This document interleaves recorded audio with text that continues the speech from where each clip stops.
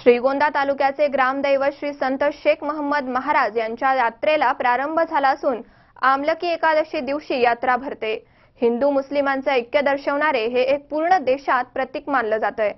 श्रीगोंदा तालुक्याचे ग्रामदैवत असलेल्या श्री संत शेख मोहम्मद महाराज यांच्या यात्रा उत्सवाला प्रारंभ झाला असून आमलकी एकादशी दिवशी यात्रा भरते। यात्रेच्या आधी 7 दिवस हरिनाम सप्ताहाचं आयोजन केलं जात असते। हिंदू मुस्लिमांचे ऐक्य दर्शवणारे हे एक पूर्ण देशात प्रतीक मानलं जातं। यामध्ये यात्रेच्या आधी मोहम्मद महाराज यांच्या समाधीला चंदनलेपचा कार्यक्रम होत असतो। या चंदनलेपचा मान तेली समाजाला असतो। यावेळेस अनेक वाद्य या मंदिराच्या समोर मोठ्या आनंदाने वाजवली जातात। यामध्ये हिंदू मुस्लिम या समाजाचे पुजारी बरोबरच पूजा आणि पठण करून समाजात एकोपा राहण्यासाठी प्रार्थना करतात। यावेळी बाबांचे दर्शन घेण्यासाठी मोठी गर्दी उसळते।